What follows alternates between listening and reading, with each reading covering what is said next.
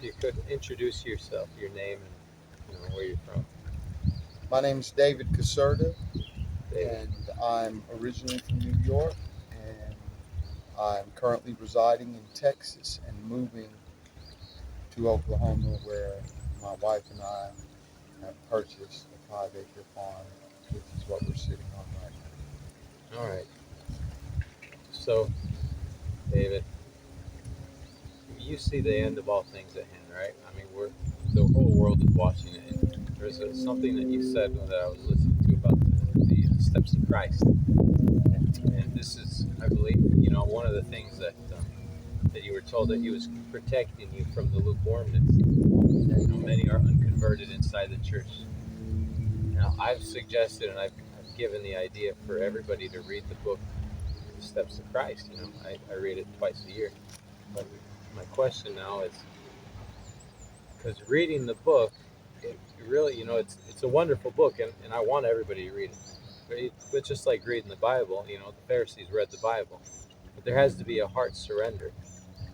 What would you say is the best way to wake up the church in the Laodicean state?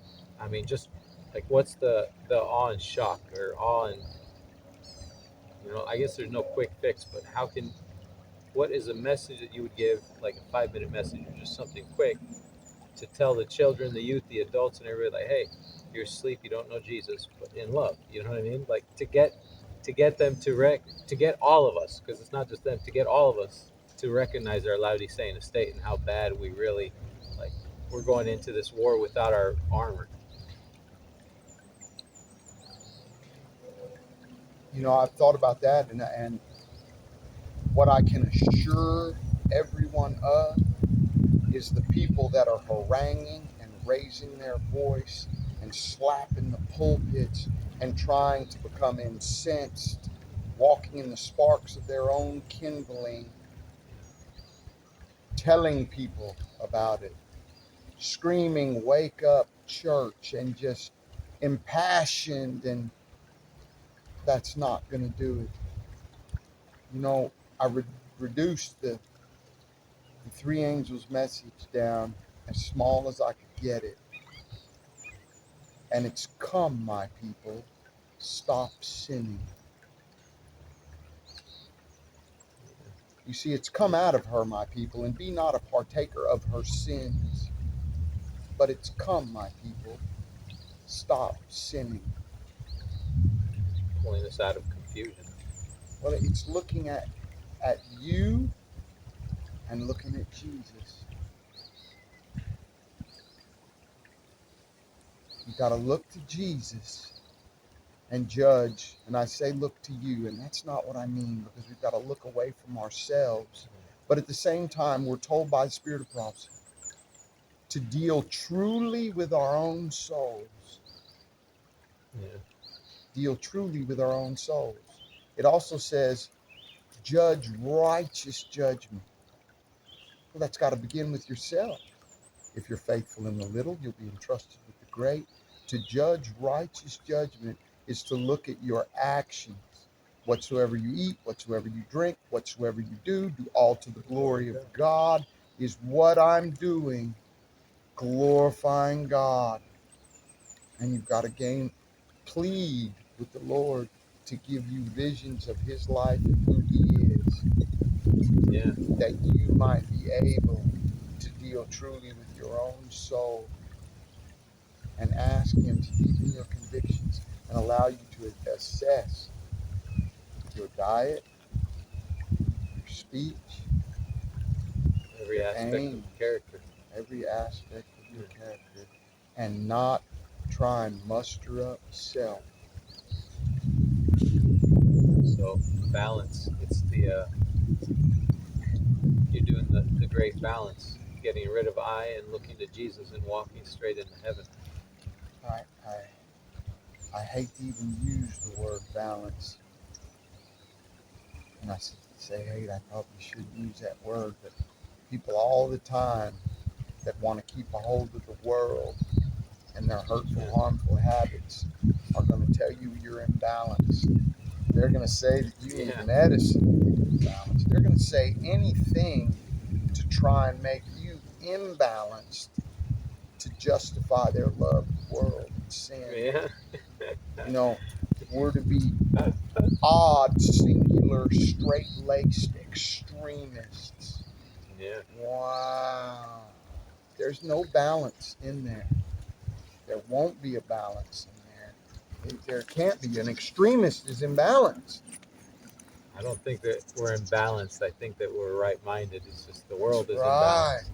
You But, see, and they're trying to tell us that if we'll accept sin and iniquity and a lower standard, we'll be balanced, better balanced.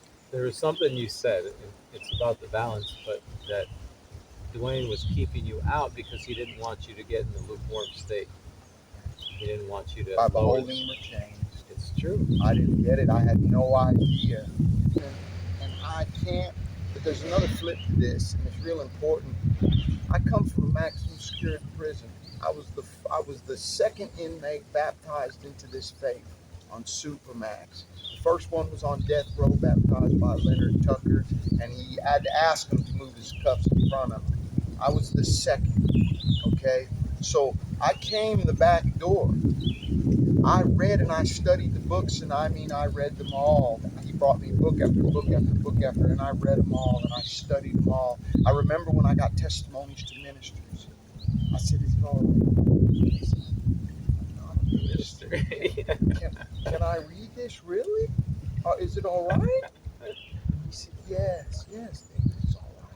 And I read, and I loved the book. I remember when I read Messages to Young People, I thought, wow, this is for old people. But anyway, so I had it. It is the ultimate test. It is persecution. But the persecution, when we read the persecution, it started, in fact, in the Spirit of Prophecy, when Last Day Events, I believe, they rise up against the straight testimony, which is what causes the shaking. So it starts in the church, and then it goes out to, it has this ripple effect. But Jesus, Judgment begins at the house of God. yeah. So Ezekiel 8 and 9. So we're seeing this separation of church. As we've seen the separation of church, at the same time, we're seeing the union of church and state. Right, so we're seeing a separation, which is, Jesus says the wheat and the tares grow together till the time of the harvest. Well, we're in the harvest time now, so this is it. I don't know that I can agree that we're in the harvest time now. And a lot of things are going to be very clear in hindsight. Yeah. And I've read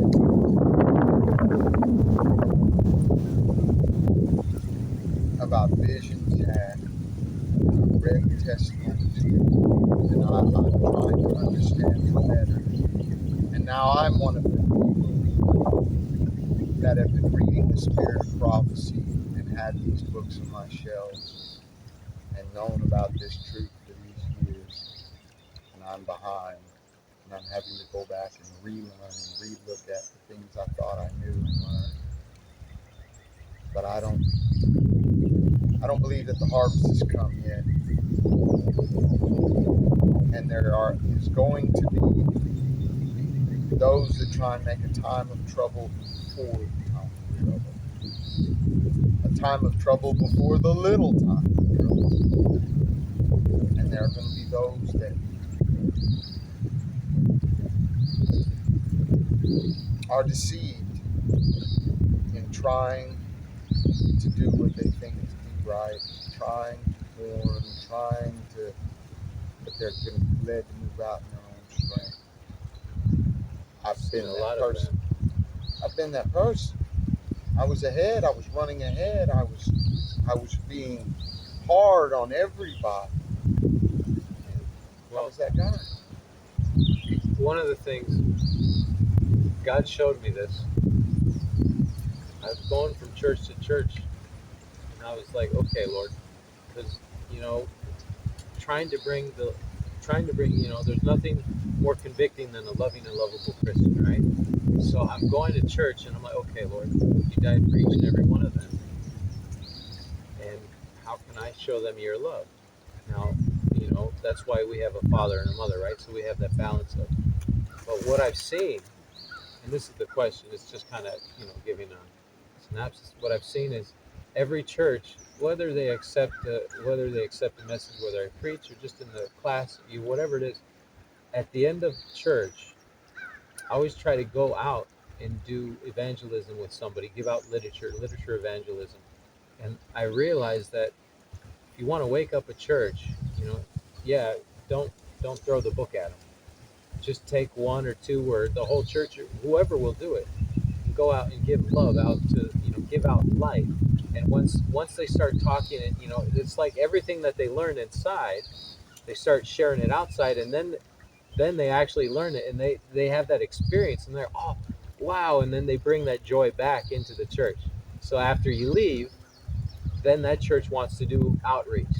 Everybody's like, hey, you know what, I want to go and do this. And I'll just the living testimony and experience I've had from, doesn't matter, whatever sermon or whatever it's very little of the words were gathered, but the actions and the life lived and that outreach, that love shared, is what sparked that church to the, hey, you know what? And now I've seen many churches that, hey, we want the health message in our church now, Adventist churches.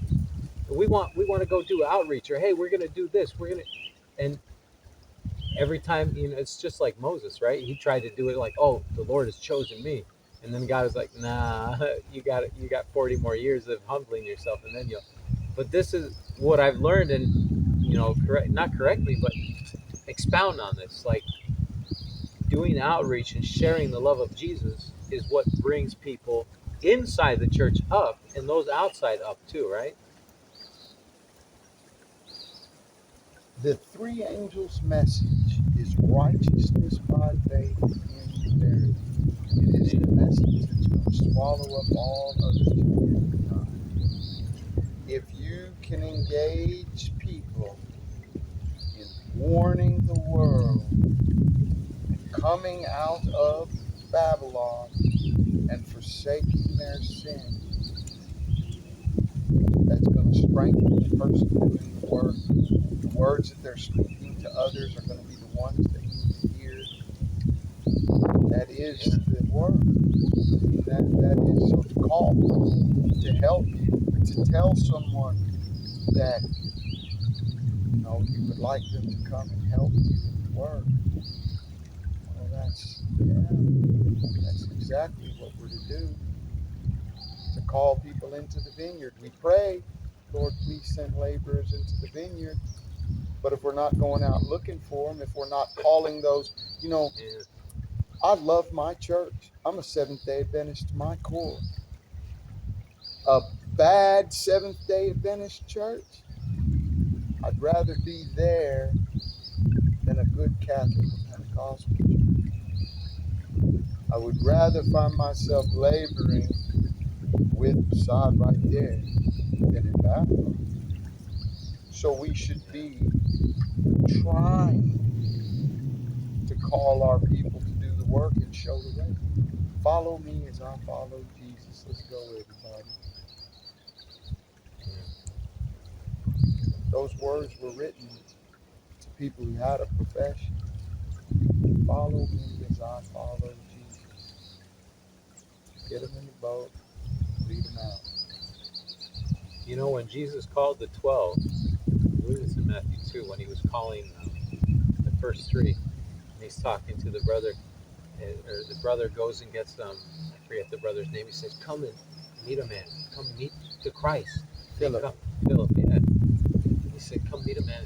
And he comes over, and then he's talking. Jesus says, "Oh, and I saw you under the fig tree." And as soon as he was like, "Oh, wow!"